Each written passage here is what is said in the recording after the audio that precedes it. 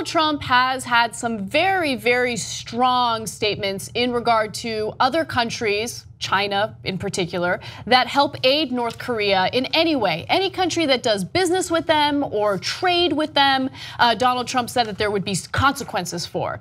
Now, I'm curious to see what Trump's reaction will be to the fact that Russia is now supplying the dictatorial regime in North Korea with internet.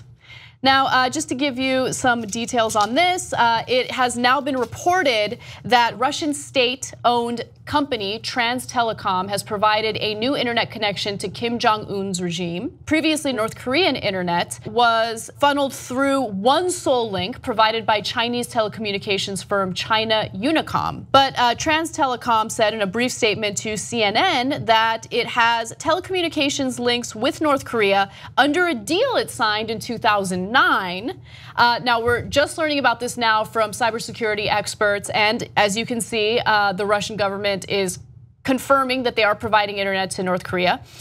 They don't want to elaborate on this any further. They're not elaborating on the terms of this deal, but we do know that now North Korea is receiving some internet connection through a Russian government-owned telecommunications company. So, from Russia's perspective, this is actually very logical. Let's be fair. So, they get two things from this. Number one, now they have power in North Korea. So even if we convince the Chinese to cut off the internet for the North Koreans, well, the Russians can then step in and provide the internet and go, now I've got leverage. So I would also like to be bribed in order to help the rest of the world contain the madman in North Korea. So if China's gonna get some trade deals in return for helping with North Korea, I want better trade deals and et cetera. So number two, you think they interfered in our elections? They're going to spy in on every single thing that's going through that internet in North Korea. So I don't know how stupid the North Korean leadership is. I don't know if they'll put stuff that's relevant to their secrets on there, but I guarantee you that Russia will be able to see whatever's in those pipes. So it's a win-win for them. For us, not very helpful, because now we have to appease both China and Russia in order to further isolate North Korea when they do their latest insane nuclear test and endanger the world. They fired a missile over Japan. Their tech is not that great. It easily could have landed in Japan. They're also doing nuclear testing. Now they're thinking of doing nuclear testing above ground, which hasn't happened in 37 years. And they're even threatening to do testing where they have a nuke on a missile, which they fire over other places.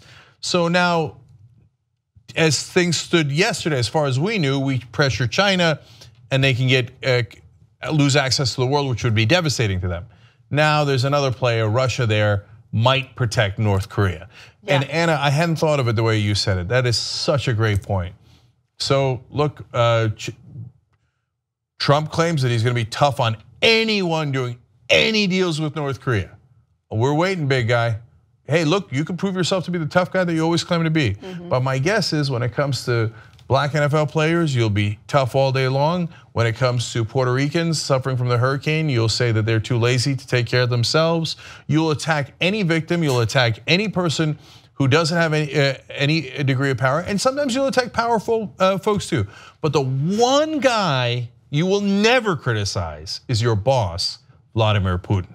Look, he can prove us wrong. He can come out and be like, Putin is a baby. What he did, the deal he did with Little Rocket Man is sad and pathetic. Go for it, big guy, why don't you do it? You do it to everyone else. I mean, don't tell me it's for diplomacy, you don't believe in diplomacy. I mean, he was willing to undercut his own Secretary of State, Rex Tillerson, for having talks with North Korea to de-escalate the situation. He was willing to undercut his own Secretary of State. So I'm very curious to see. Another great point by Anna.